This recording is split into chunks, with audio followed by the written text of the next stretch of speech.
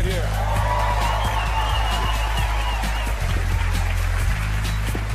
Georgie does all the hazardous duty in the Penn and Teller show. Watch the saw blade there, please.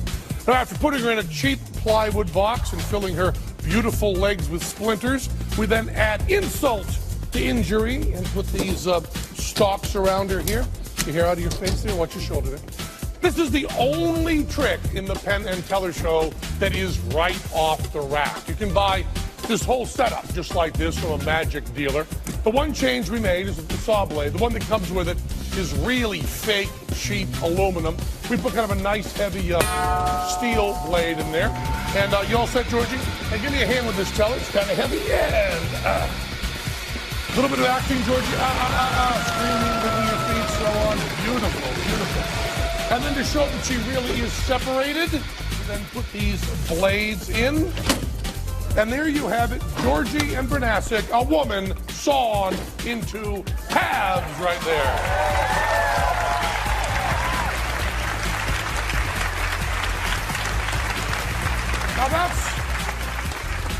Now when you see real magicians do this trick, at this point, they start moving really fast.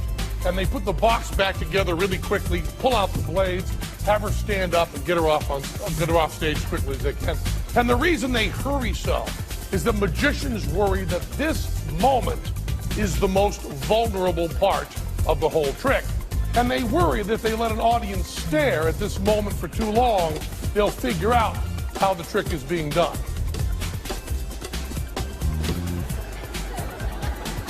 We're okay with that. And the first thing you realize is based on a pretty flimsy psychological principle. You're not supposed to notice a change in height when someone goes from vertical to horizontal. Now, Georgie's a rather special case. Georgie's almost 6'3", so bring her on my side of the stage. I'm 6'7". You're not supposed to notice when she lay down, she shrunk right up to 5'10".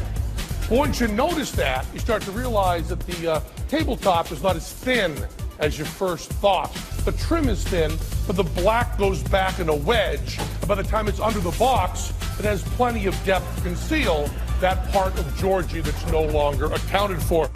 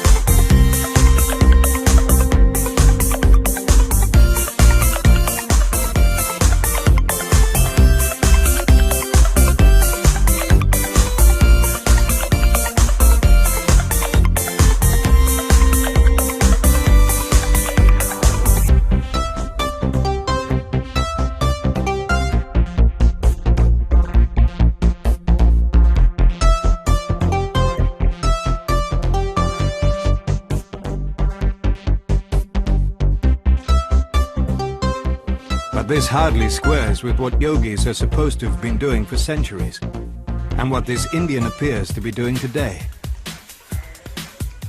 As a young man many years ago, Indian psychic investigator Premanand set out to learn the secrets of the yogis.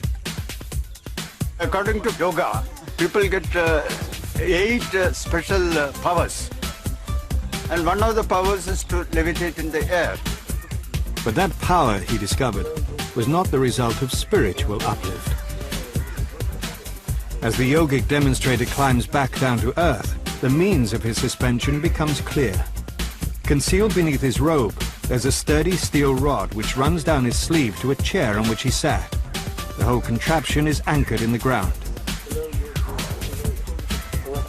This rod takes the weight of the person completely.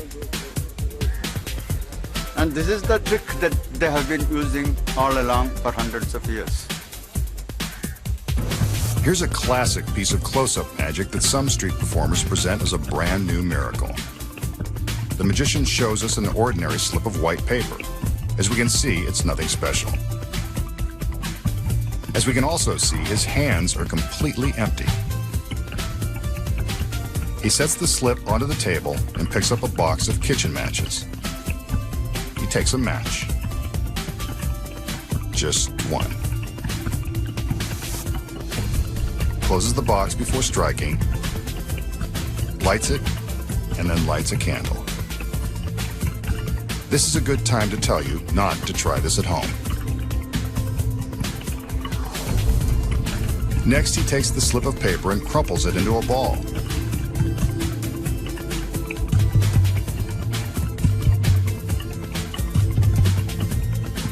He touches the paper to the flame and, whoa, flares up. But it hasn't burned. He unfolds the paper and it looks different. It's magically transformed into a $100 bill. A little warm, but still cold, hard cash. So how did the magician burn an ordinary piece of paper into a hot 100? Here are the secrets. When the trick begins, the magician shows us an ordinary piece of paper. First off, it's not ordinary, but more on that in a minute.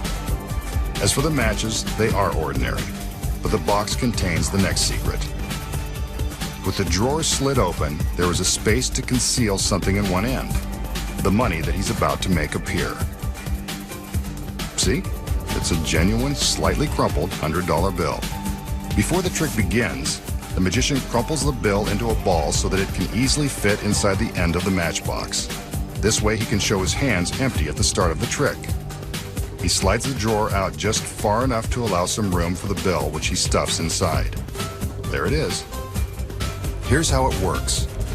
When he's ready to burn the paper, he takes out a match, slides the drawer back in, and the bill slips into his hand.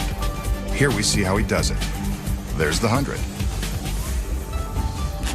With the money concealed in his palm, the magician lights the candle and prepares to burn the white slip by crumpling it in his hand. What we don't see is that he's actually crumpling the white paper around the 100. When he burns the white slip, the real bill is inside, ready to appear. But why doesn't the money burn up with the paper? Remember I said it's not ordinary. It's special chemically treated flash paper that burns instantly and creates bright flames. The 100 is unharmed. All the magician has to do is reveal it, and the trick is complete. But the real money is in knowing how it's done.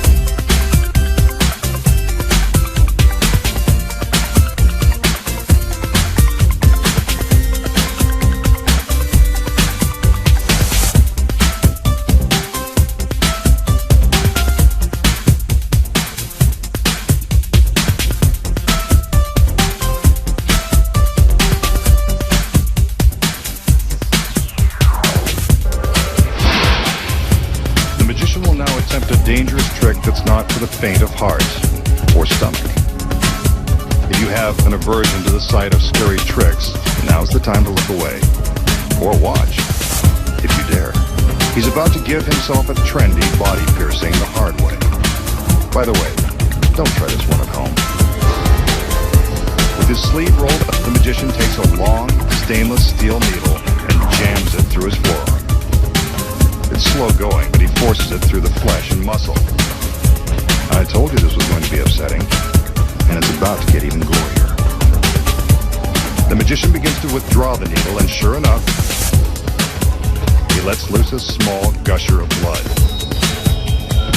I keep reminding myself that this is just a trick. He'd better pull it out before he gets weak in the knees. I know I am. There it is. He's a braver man than I, and I keep reminding myself that it's just an illusion. So how did the magician thrust the needle through his forearm and draw blood without inflicting serious injury? Rest assured, this is just an illusion, and the blood is all part of the gag. The secret is in this ordinary bottle of rubber cement. Before the trick begins, the magician takes a healthy dose of the clear cement and applies it to his forearm. He's careful to get complete coverage on his skin. When the cement dries, it will be impossible to detect. Now when the magician appears to plunge the needle into his arm, he's merely pressing it against his skin. He struggles a bit to make the illusion more convincing. Once the needle appears to be completely inserted into his arm, he pinches his skin around the steel. The rubber cement causes the skin to stick to itself. The effect is pretty gruesome, but not grisly enough for our masked man. He wants us to see blood. That's where a trick needle comes in handy. It's secretly hollow, and the knob on the end is really a rubber bulb that contains fake stage blood. The magician uses the needle like a turkey baster, squeezing it to suck up the fake blood into the rubber bulb, then squirting it out when the time is right for maximum horror. Squeezing the bulb lightly is enough to force the fake blood out of a tiny hole in the hollow steel tube. All he has to do now is withdraw the needle from the glued folds of his skin, and the ghastly illusion is complete.